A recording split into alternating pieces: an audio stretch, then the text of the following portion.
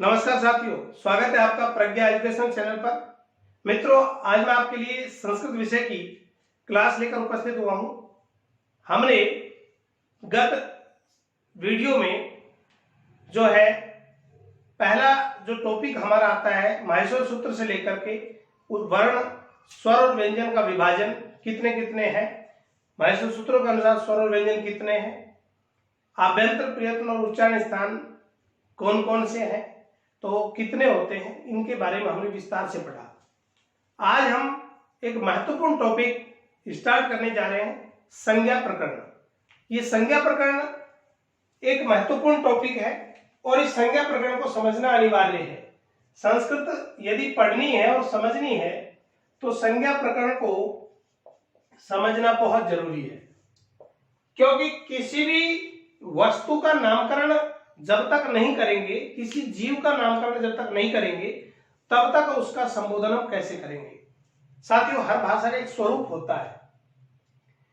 जैसे गाय का भी एक स्वरूप है, मनुष्य का भी एक स्वरूप है, हर वस्तु का एक स्वरूप होता है। हम उसको उस हिसाब से संबोधन करते हैं, उसका संबोधन करके बुलाते हैं।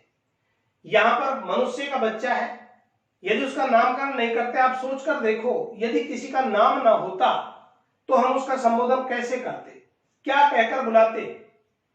मम्मी को मम्मी नहीं कह सकते क्योंकि मम्मी भी संज्ञा है, पापा को पापा नहीं कह सकते क्योंकि पापा भी संज्ञा है। जब तक हम नामकरण नहीं करते, किसी का नाम नहीं रखते, हम सब जीव हैं, हमारा नामकरण किया जाता है। ठीक वैसे ही व्याकरण में भी हर कंटेंट का, हर टॉपिक का नामकरण किया गया है।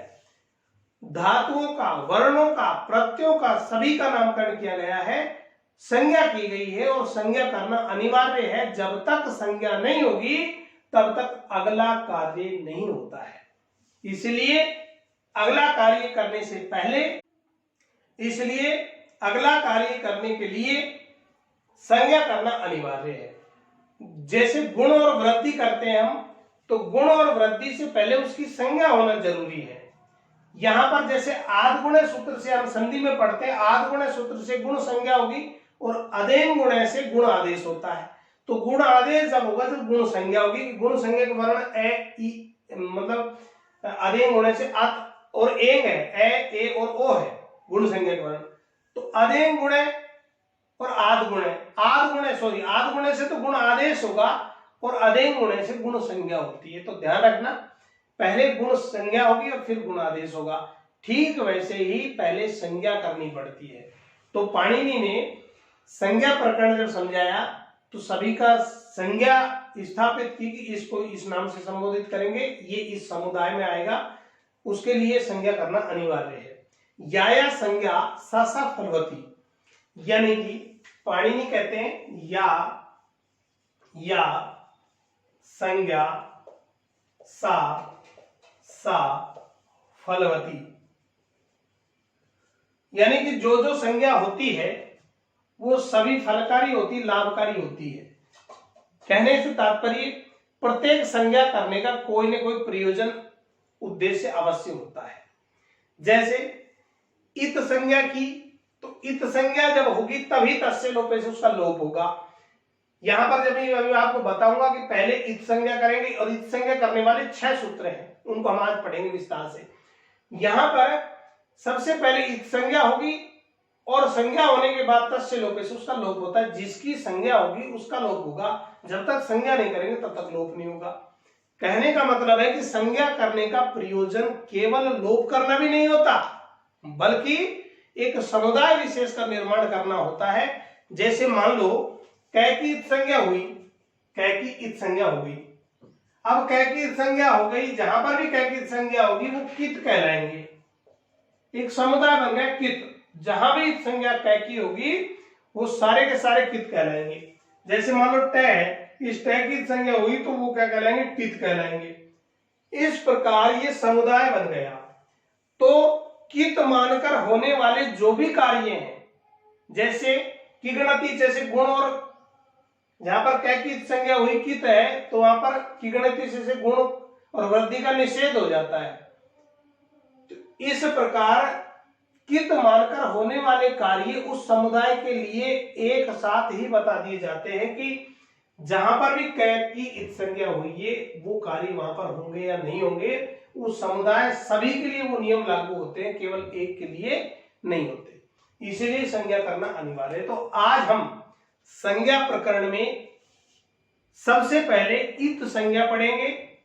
इत संज्ञा करने वाले 6 सूत्र है, आज हम इनका विस्तार से अध्ययन करते हैं। तो सबसे पहला जो हमारा सूत्र है, अब हम उसको स्टार्ट करते हैं। तो साथियों, अब हम स्टार्ट करते हैं संज्ञा प्रकरण को। और संज्ञा प्रकरण में इत संज्ञा, पहली जो संज्ञा है वो है इत संज्ञा। इत संज्ञा करने वाले 6 सूत्र हैं। हमको 6 सूत्र समझने बहुत जरूरी है। जब भी हम संधि पढ़ेंगे, अन्य कोई जैसे कोई भी समास पढ़ेंगे, कोई भी टॉपिक पढ़े हम संस्कृत का, उसमें संज्ञा प्रकरण को समझना बहुत अनिवार्य है। मैंने आपको विस्तार से पहले बताया कि संज्ञा क्यों की, संज्ञा करना जरूरी था, तो संज्ञा कौन कौन सी है, कैसे उनका नामकरण हुआ। तो संज्ञा प्रकरण में पहला जो संज्ञा है वो है इत संज्ञा। यहाँ पर इत संज्ञा का जो सूत्र है, इत संज्ञा विधायक जो सूत्र है वो 6 है। तो सबसे पहला हम संज्ञा प्रकरण में स्टार्ट करते हैं। 6 सूत्र है और पहला जो सूत्र है, पहले जो संज्ञा है हमारी, हम स्टार्ट करें इत संज्ञा। इत संज्ञा विधायक 6 सूत्र है। अब ये 6 सूत्र कौन कौन से हैं? सबसे पहला सूत्र है उपदेशे अज अनुनासिक इत। पहला जो सूत्र है उपदेशे अज अनुनासिक इत।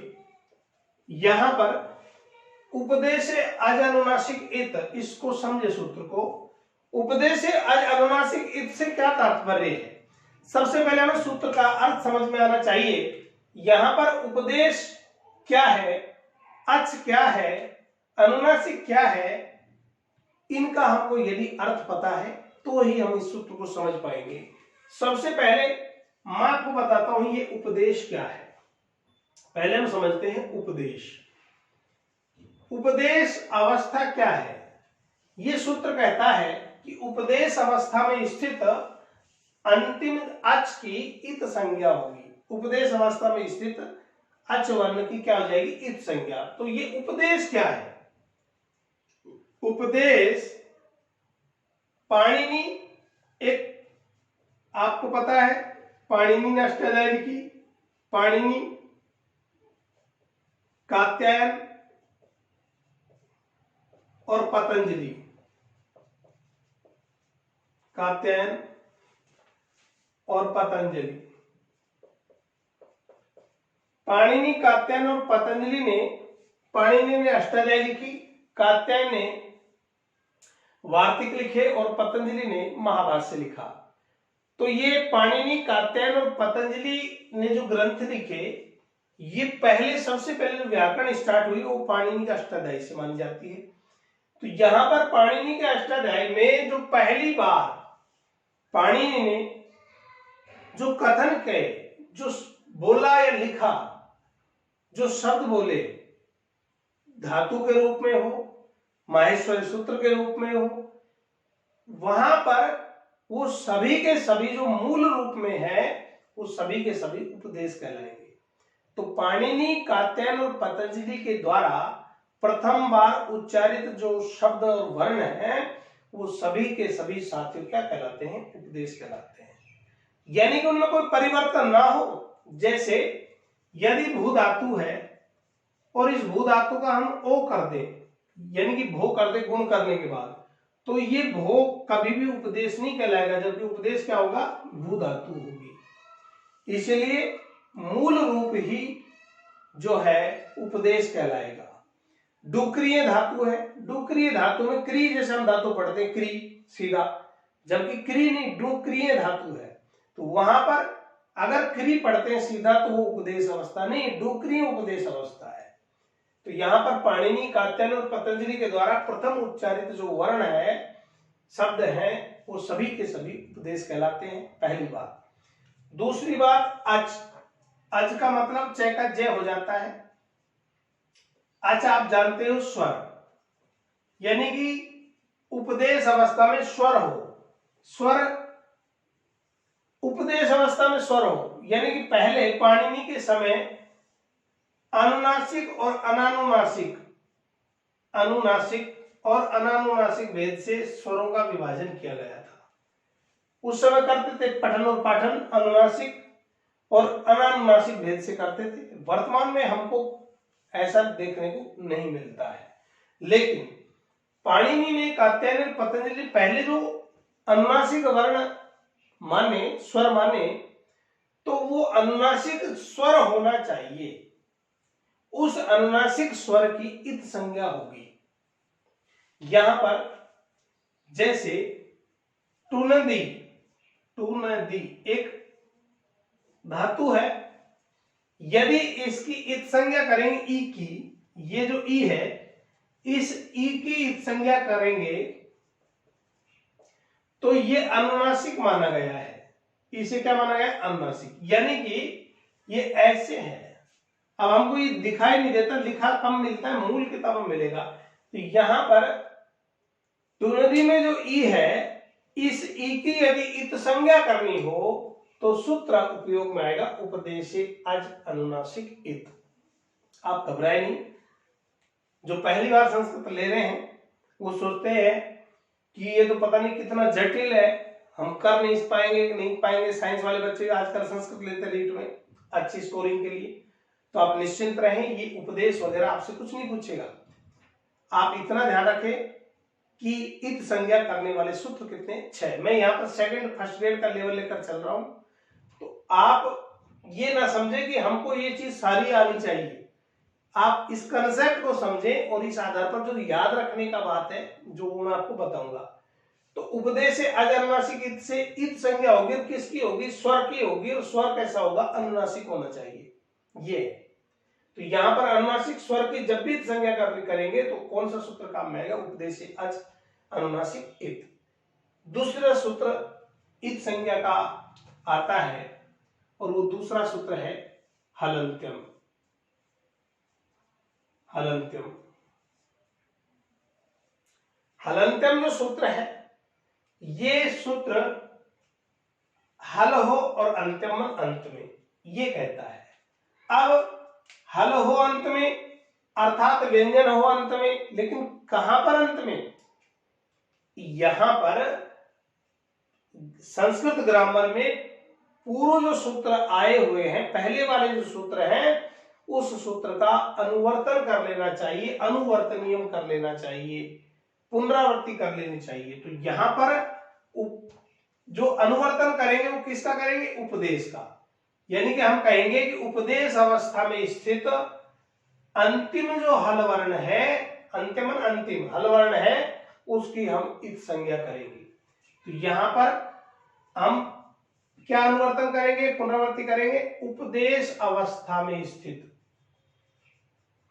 अवस्था में स्थित, उपदेश अवस्था में स्थित अंतिम हल वर्ण, अंतिम हल वर्ण की इत संज्ञा होगी। यहां पर उपदेश अवस्था में स्थित अंतिम हल वर्ण की, अब हमें अनुवर्तन किसका किया? पुनरावृत्ति किसकी की? उपदेश अवस्था की। यानी कि पहले वाला जो सूत्र था उपदेश अवस्था, उसी का हमने अनुकरण करके और अंतिम हल वर्ण की। कहने का मतलब क्या है कि स्वर की तो इत संज्ञा करेंगे किससे? उपदेश से अज अनुनासिक इत से। लेकिन यदि व्यंजन वर्ण की इत संज्ञा करनी हो तो क्या करेंगे? तो ये कह रहा है कि उपदेश अवस्था हो और अंतिम व्यंजन हो, पहला या मध्य में व्यंजन नहीं, अंतिम, उसकी इत संज्ञा किससे करेंगे? हलंत्यम सूत्र से। यहां पर धातु हो, आगम हो, आदेश हो, प्रत्यय हो, इनके अंत में, धातु, आगम, आदेश, प्रत्यय आदि के अंत में ये सब उपदेश है, इनके अंत में स्थित यदि कोई व्यंजन वर्ण होगा तो हम उसकी इत संज्ञा कर देंगे। जैसे हमने माहेश्वर सूत्र पढ़े थे, तो माहेश्वर सूत्र में पहला सूत्र आता है ए, ई, उ और न। दूसरा सूत्र आता है री, ली और कै। यहां पर ये आई उन री ली जितने भी माहेश्वर सूत्र 14, ये सभी के सभी पहली बात तो उपदेश है, क्योंकि पाणिनि ने जिस रूप में पढ़ा, जिस रूप में बोला और जिस रूप में लिखा, हम आज भी उसी रूप में पढ़ते हैं। तो पाणिनि, कात्यायन और पतंजलि के द्वारा पहली बार बोला गया वर्ण उपदेश है। तो यहां पर अयुण में न जो है उपदेश अवस्था में है, और रील रिक में क उपदेश अवस्था में है, और अंत में है, सूत्र के अंत में, और व्यंजन वर्ण है। तो हमारा जो हलंत्यम सूत्र कहता है वो यही कहता है कि उपदेश अवस्था हो अर्थात बिल्कुल है, अंतिम हल वर्ण हो तो अंत में कौन सा वर्ण है, व्यंजन वर्ण है, उसकी क्या कर देंगे हम, इत संज्ञा कर देंगे। यानी वर्ण की, व्यंजन वर्ण की अंत में व्यंजन वर्ण की इत संज्ञा करने वाला सूत्र कौन सा होगा, हलंत्यम। जैसे अगर हम धातु को लें तो धातु एक आती है डुक्रिय। अब ये जो डुक्रिय धातु है, इस डुक्रिय धातु में अंतिम जो वर्ण है, यहां पर ये डू भी है लेकिन ये इनमें स्वर आ रहा है, और अंतिम कौन सा है, ये, और ये जो ये है ये व्यंजन है। इसकी इत संज्ञा यदि हम करेंगे तो कौन से सूत्र से करेंगे, हलंत्यम से। तो यहां पर इसमें स्थित ये की इत संज्ञा किससे होगी, हलंत्यम से। दूसरा नुम, ये मैंने बताया आगम, जैसे नुम का आगम हो जाता है, तो नुम का जब हम आगम करेंगे तो अंत में स्थित जो मैं है, इस मैं की इत संज्ञा करेंगे हम किस सूत्र से, हलंत्यम सूत्र से। यदि जैसे सप प्रत्यय है, कौन सा प्रत्यय है, शप, और सप प्रत्यय में पै जो है ये अंत में है प्रत्यय के, और व्यंजन वर्ण है, इसलिए इस पै वर्ण की भी इत संज्ञा यदि हमको करनी होगी तो हम किससे करेंगे साथियों, हलंत्यम सूत्र से। मैं सभी को एक साथ भी बताऊंगा। उपदेश अवस्था में स्थित अंतिम जो व्यंजन वर्ण होगा उसकी इत संज्ञा यदि करनी हो तो सूत्र हम प्रयोग में लाएंगे हलंत्यम। इसके बाद एक बात और ध्यान रखने योग्य यहां पर कि न विभक्तौ तुष्मा, एक वार्तिक आता है न विभक्तौ तुष्मा, ये कहता है कि विभक्ति में स्थित, यदि विभक्ति में स्थित या विभक्ति के अंत में त वर्ग हो, पहले सूत्र वार्तिक देखे, न विभक्तौ तुष्मा, न मन नहीं, विभक्तौ मन विभक्ति में स्थित, तू का मतलब तय वर्ग, स का मतलब सकार, और मैं का मतलब मकार। यानी कि तय वर्ग, सकार और मकार, यानी कि तय वर्ग में तय, थ, द, ध और न, तय वर्ग हो, शकार यानी कि श हो, और मकार यानी कि मैं हो। यदि विभक्ति में हो ये अंत में, हमने क्या कहा यहां पर कि अंतिम व्यंजन वर्ण की संज्ञा कर देंगे, ये बात सही है, लेकिन साथियों न विभक्तौ तुष्मा जो वार्तिक है ये कहता है कि विभक्ति के अंत में स्थित जहां विभक्ति बन रही हो, तैवर का वर्ण हो, श हो और मकार हो, तो हम उसकी इत संज्ञा नहीं करेंगे। जैसे यहां पर मैं आपको बताऊं कि सुप और तिंग प्रत्यय है, सुबंत और तिगंत प्रत्यय है। तो सुबंत प्रत्यय तो 18 है, 21 है सुप प्रत्यय, सुप प्रत्यय कितने हैं, 21 है, और तिगंत प्रत्यय कितने हैं, तिगंत प्रत्यय है 18 है। यहां पर जो सुप प्रत्यय है सुऔ जस अमौट षष्टाभ्याम विस ङेभ्याम व्यस ङसीभ्याम व्यस ङस ओस आम और नी और सुप, यहाँ पर 21 प्रत्यय हैं। अब ये 21 प्रत्यय जैसे हम बनाते राम है, रामौ और रामः, यहां पर तिगंत में तिप तस झी सिप तस्त है। जैसे हम बनाते पठती, पठतः और पठंती। बिल्कुल। अब आप इस बात को ध्यान दें कि राम है जो ये है, यहां पर राम जो प्रातिपदिक है इसमें सु प्रत्यय जोड़ते हैं, सुऔजस का प्रथमा व्यक्ति का पहला प्रत्यय सु, तो ये सु भी ऐसा होता है। अब आप इस बात को समझें कि ये सु जो यानी ऊ है ये उपदेश अवस्था में है। यहां पर उपदेश अवस्था में इस सेम में अगर मैं ऐसे लिखूं इसको तो ये ऐसे लिखा जाएगा।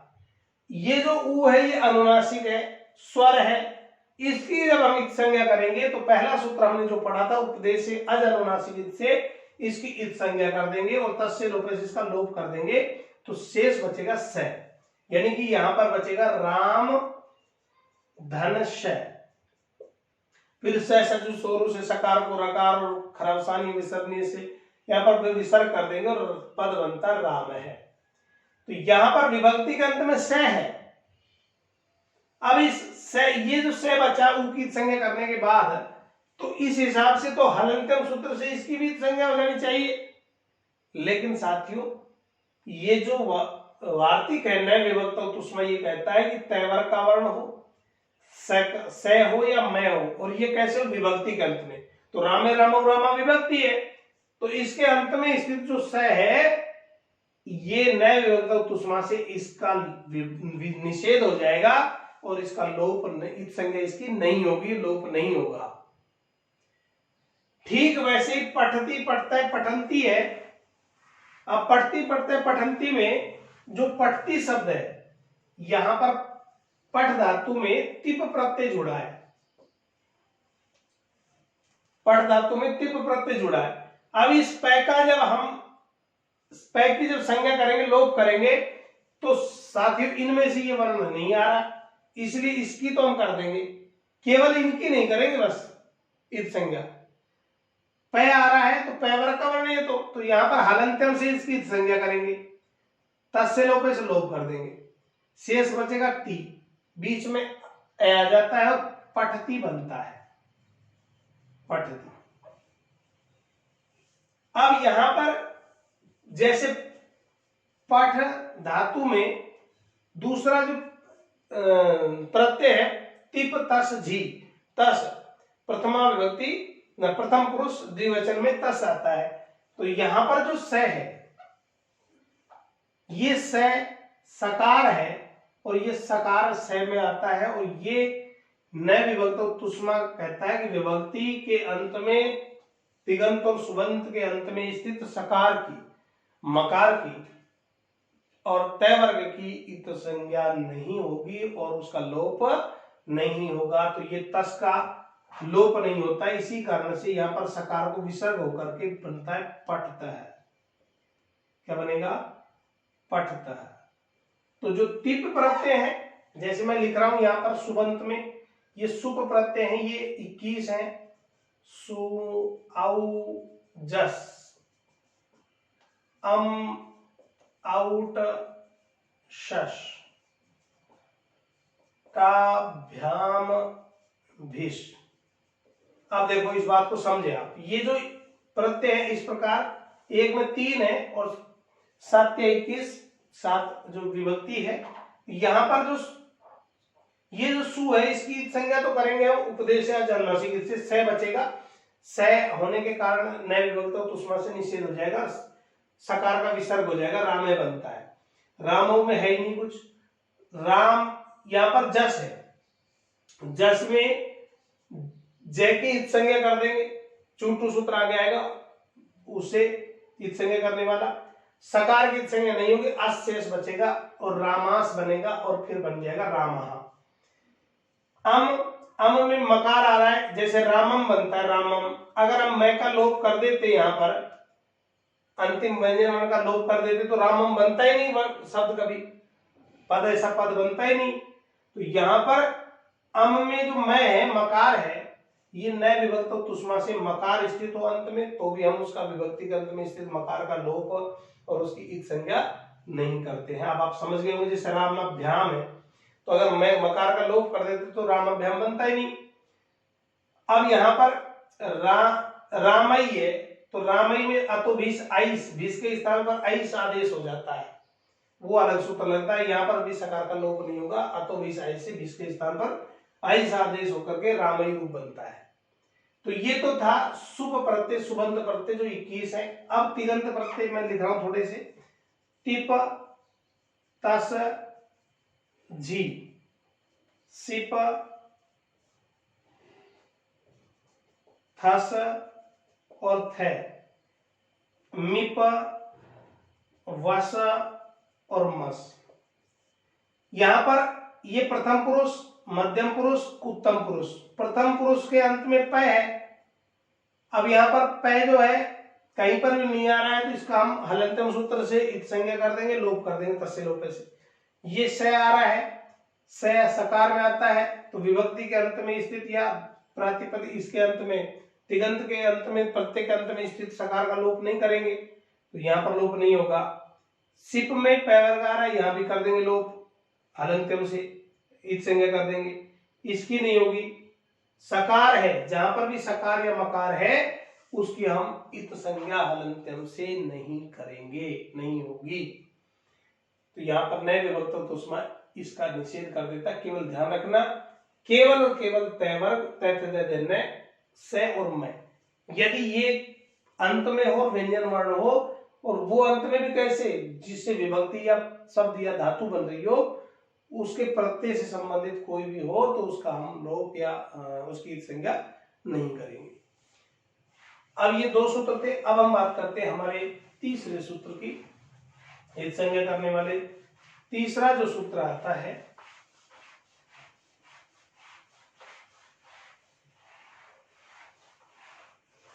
वो तीसरा सूत्र है आदिर ही टुडवा। तीसरा जो सूत्र है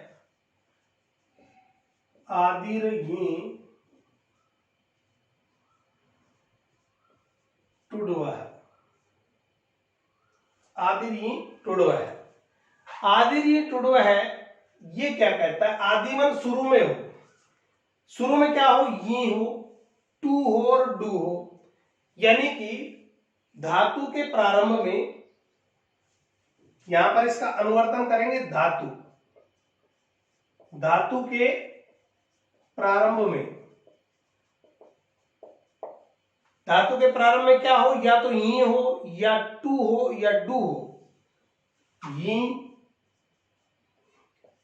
टू और डू, ये हो तो इनकी क्या कर देंगे, इत संज्ञा कर देंगे। और ये किसके प्रारंभ में हो, धातु के। जैसे धातु है ये भी, ये और भी, हम डायरेक्ट पढ़ते भी धातु, डरने के अर्थ में पंचमी विभक्ति आती है, लेकिन मूल जो धातु है, जो जिसे हम उपदेश कहते हैं, वो ये भी है। तो उपदेश अवस्था में स्थित जो धातु है, उस धातु के प्रारंभ में यदि ये हो, उपदेश अवस्था तो सभी मिलेंगे हम, उपदेश अवस्था में स्थित धातु के प्रारंभ में यदि ये हो, तो यहां पर ये है, इसलिए इस ये की इत संज्ञा कर देंगे। और इत संज्ञा किससे होगी, आदिर ये टुडवा से। जैसे मैंने आपको बताया था टू नदी, अब टू नदी में ये जो ई है, ये तो इत संज्ञा, ई की इत संज्ञा अंत में है, अनुनासिक है, इसलिए उपदेश से अच अनुनासिक से इस ई की इत संज्ञा हो जाएगी। और टू नदी में ये टू है, तो किसी भी धातु के प्रारंभ में ये टू और डू हो, तो ये है, ये टू है, यहाँ पर इस टू की संज्ञा हो जाएगी आदिर टुडवे से। तो बचेगा क्या, यहाँ पर नद बचेगा। क्या बचेगा, नद, क्योंकि ई की भी संज्ञा कर दी, लोप कर दिया, टू का भी संज्ञा कर दी, लोप कर दिया, तो नद बचा, तो नद धातु बची। इसीलिए जैसे डू, तो डू का मतलब डू क्रिय धातु आती है, डू क्री और ये आपने केवल ये पढ़ी क्री धातु, जबकि मूल जो धातु है उपदेश अवस्था में वो कौन सी है, डुक्रिय है। अब आप समझे इस बात को, ये जो डुक्रिय है ये डुक्रिय मूल है, उपदेश है। तो उपदेश अवस्था में धातु के प्रारंभ में यदि ही टू और डू हो तो यहां पर आपकी बात क्या है, डू प्रारंभ में होना चाहिए। तो इस डू की संज्ञा किससे करेंगे, आदिर्य टुडवे से। तो हमने यहां पर इस डू की संज्ञा करी तो बचा क्री और ये जो ये है ये अंत में है, तो हलंत्यम से इसकी संज्ञा करेंगे, लोप करेंगे, इसलिए क्या बचता है, केवल और केवल क्री बचता है। तो ये आदिर्य टुडवे सूत्र था। अब हम बात करते हैं चौथे सूत्र की, और चौथा सूत्र आता है सह प्रत्यय से। चौथा जो सूत्र है सह प्रत्यय से, सह प्रत्यय से सूत्र आता है।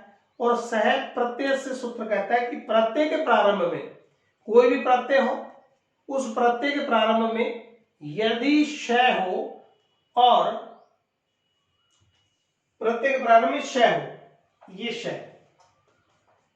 किसी भी प्रत्यय के प्रारंभ में श हो तो उस श की इत संज्ञा कर देंगे। अगर कोई भी प्रत्यय हो, उस प्रत्यय किससे शुरू हो रहा हो, आदेश से, मूर्धन्य श से, तो हम उसकी इत संज्ञा कर देंगे। जैसे प्रत्यय आता है शफय प्रत्यय, शफय, यहां पर जो ये शफय प्रत्यय है इसमें जो ये श है, इस श की जब हम इत संज्ञा करेंगे तो ये जो श है आधा, इसकी इत संज्ञा करेंगे तो सह प्रत्यय से सूत्र से करेंगे। जैसे शून एक प्रत्यय आता है, शून शून, तो इसमें जो श है इसकी भी संज्ञा किससे करेंगे, सह प्रत्यय से। ये आपके कतई इंपॉर्टेंट नहीं, क्योंकि रीड का कोई इसमें लेवल नहीं है, तो ये आप इतना ही ध्यान रखें कि सह प्रत्यय प्रारंभ में हो, प्रत्यय के प्रारंभ में, तो उसकी संज्ञा सह प्रत्यय से करेंगे। ये कोई रीड के लिए महत्वपूर्ण नहीं है, सेकंड ग्रेड में भी इसको बहुत कम पूछते हैं, फर्स्ट ग्रेड में पूछ सकते हैं। इसके बाद यदि हम बात करें तो पांचवा जो सूत्र आता है वो आता है चू टू। पांचवा जो सूत्र है वो है चू और टू, यानी कि प्रत्यय के प्रारंभ में, यहां पर भी प्रत्यय है, कोई भी प्रत्यय हो, उस प्रत्यय के प्रारंभ में च वर्ग का वर्ण हो, यानी कि च, छ, ज, झ और ये प्रत्यय के प्रारंभ में च वर्ग का वर्ण हो या ट वर्ग का वर्ण हो, ट, ठ, ड, ढ और ण, यानी कि किसी भी प्रत्यय के प्रारंभ में च वर्ग का वर्ण हो या ट वर्ग का वर्ण हो तो उसकी संज्ञा हम यदि करेंगे तो किससे करेंगे, चूटू सूत्र से। जैसे मैंने आपको अभी थोड़ी देर पहले भी बताया था, ये प्रत्यय आता है सु और जस, तो यहां पर जो जस प्रत्यय है जिसमें रामे रामो रामा, सु औ जस, ये सु औ एक वचन द्विवचन और बहुवचन, राम है रामो रामा, तो ये जो जस प्रत्यय है, इस जस में जो जय है, और जय भी कैसा जय वर्ग में आ रहा है, जय से जय हलंत, तो इस जय की इत संज्ञा करेंगे। यहां पर ये जो जय है इस जय की इत संज्ञा होगी, क्योंकि प्रत्यय के प्रारंभ में, तो प्रत्यय के प्रारंभ में च वर्ग का वर्ण होता है जय, इसकी इत संज्ञा करेंगे चूटू से, तो यहां पर क्या बचेगा, ए जय का, और पीछे बचेगा से, अस बचा, इसलिए तो रामा बनता है। अब यहाँ पर से की संज्ञा हलंत्यम से होनी चाहिए थी, किंतु न विभक्तो तुष्मा वार्तिक से इसका निषेध हो जाता है। यहाँ पर सकार की संज्ञा न होकर के लोप भी नहीं होता है। तो यहाँ पर ये था चूटू सूत्र। जैसे और हम समझे इसको, तो जैसे उदाहरण है टाप प्रत्यय, आपने अज का अजा, तो यहाँ पर टाप प्रत्यय हमने सीधा रट रखा, टाप प्रत्यय में आ शेष बचता है, ठीक है, तो ये रट रखा है। जबकि पै जो है टाप प्रत्यय में पै, तो वहां पर पै की संज्ञा किससे होगी, पै की संज्ञा होगी हलंत्यम से, क्योंकि न विभक्त तुष्मान में तो केवल विभक्ति के अंत में तय वर्ग का वर्ण हो और शकार या मकार हो, तो यहाँ पर पै है, तो यहाँ पर पै की संज्ञा हो जाएगी हलंत्यम से और लोप हो जाएगा, तस्य लोप से। टाप प्रत्यय का जो ट है ये प्रत्यय के प्रारंभ में है, तो किसी भी प्रत्यय के प्रारंभ में ट वर्ग का वर्ण हो तो ट है, तो यहां पर इस ट की जो इत संज्ञा करेंगे ये चूटो सूत्र से करेंगे और ट की इत संज्ञा करके लोप करेंगे तो शेष बचेगा यहाँ पर आ, क्योंकि प की इत संज्ञा लोप हो गया तो आ बचेगा, इसलिए अज प्लस टाप जब करते हैं तो यहाँ पर आ शेष बचता है और तब बनता है ये अजा। क्या बनता है? अजा। अंतिम जो ईद संज्ञा विधायक सूत्र है वो है लसक व तद्धिते। अंतिम जो ईद संज्ञा विधायक सूत्र है वो है लसक व तद्धिते। छठा है लसक व तद्धिते। सूत्र में सब कुछ होता है, सूत्र को ध्यान रखें। तद्धित प्रत्ययों के अलावा बस ये अर्थ लेना है, तद्धिते ये समझना है। तद्धित प्रत्यय के अलावा, तद्धित प्रत्यय के अलावा, यानी कि केवल तद्धित प्रत्यय नहीं होना चाहिए। तद्धित प्रत्यय के अलावा चाहे वो कृदंत हो और चाहे स्त्री प्रत्यय हो, तो यहां पर आपने प्रत्येक कृदंत होते, तद्धित होते, स्त्री होते। सबसे पहले तो आप ये समझे तद्धित प्रत्यय होते क्या है और कृदंत क्या होते हैं। जब किसी शब्द के पीछे जो प्रत्यय जुड़ता है वो तद्धित प्रत्यय कहलाता है, और किसी धातु के प्रत्यय हम किसी प्रत्यय का प्रयोग करते हैं तो कृदंत प्रत्यय कहलाते हैं। जैसे यहां पर धन शब्द है, इस धन में मतुक प्रत्यय लगाए तो धनवान, रूपवान, गुणवान, इस प्रकार के जो शब्द बनते हैं शब्द के पीछे है, तो शब्द के पीछे मतुक वगैरह जो प्रत्यय लगते हैं ये तद्धित प्रत्यय है जो शब्द के पीछे जुड़े। लेकिन जो धातु के पीछे जुड़े, जैसे क्री धातु है और कत्वा प्रत्यय है, जैसे पठ धातु है, कत्वा प्रत्यय है, तो यहां पर ये जो पठ और क्री धातु है ये धातु है, इनके पीछे जो जुड़ रहा है ये प्रत्यय है, तो ये कृदंत है। यानी कि ऐसी स्थिति में यदि लकार हो, लकार यानी कि लय हो, शकार यानी कि शय हो,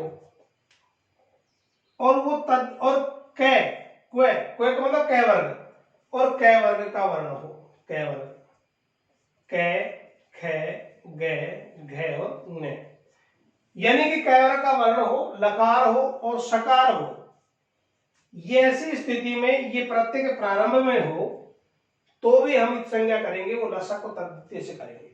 अब जैसे कत्वा प्रत्यय है, कत्वा प्रत्यय में ये कै आ रहा है, अब ये तद्धित नहीं है, तद्धित से भिन्न हो, तद्धित प्रत्यय के अलावा हो, तो ये कृदंत है। पहली बात तो ये है, तो कृदंत प्रत्यय कत्वा है। यहां पर प्रत्यय के प्रारंभ में लकार हो यानी लय हो, नहीं है यहाँ पर, शकार हो इससे भी नहीं है, या फिर कै वर्ग का वर्ण हो तो यहाँ पर कै आ रहा है। इस कै की जो इत संज्ञा करेंगे वो लसक तद्धिते से इत संज्ञा करेंगे। तो कत्वा प्रत्यय में लसक तद्धिते से कै की इत संज्ञा और लोप होने के बाद त्वा शेष बचता है, इसलिए तो हम करते हैं कि भाई पठित कत्वा प्रत्यय में त्वा शेष बचता है, हम रटते हैं। वो क्यों बचा? क्योंकि कै की जो इत संज्ञा है वो लसक तद्धिते से हो गई। इसके बाद जैसे ल्यप प्रत्यय है, ल्यप, अब ल्यप प्रत्यय में हम खूब पढ़ते हैं कि भाई ये शेष बचेगा, क्यों बचेगा वो सुनो। ये जो पै है इस पै की संज्ञा होगी हलंत्यम से, और जो लय है ये प्रत्यय के प्रारंभ में है और प्रत्यय के प्रारंभ में तद्धित से भिन्न है, तो ये कृदंत प्रत्यय, ये पता होना चाहिए हमको, कृदंत है तद्धित, ये कृदंत प्रत्यय है।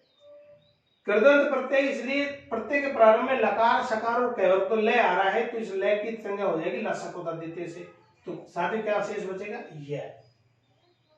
जैसे शप, एक आता शप, अब शप प्रत्यय में शकार प्रारंभ में है प्रत्यय के, और ये शप प्रत्यय कृदंत है, तो तद्धित प्रत्यय से भिन्न सप्तागम करते हैं हम जब कोई शब्द बनाते हैं, तो जब पै की संज्ञा तो हलंत्यम से हो जाएगी और तस्य लोप से लोप हो जाएगा। सै की जो संज्ञा होगी वो लसक को तद्धित से होगी, क्योंकि प्रत्यय के प्रारंभ में सै आ रहा है, इसकी संज्ञा करेंगे तस्य लोप से लोप करेंगे, यहां क्या बचेगा केवल ए बचेगा। शप प्रत्यय में कैसे बचता है ए, यही रीजन है। इसीलिए ये संज्ञा जो विधायक सूत्र हैं ये 6 है, यानी इत संज्ञा करने वाले सूत्र कितने हैं? 6।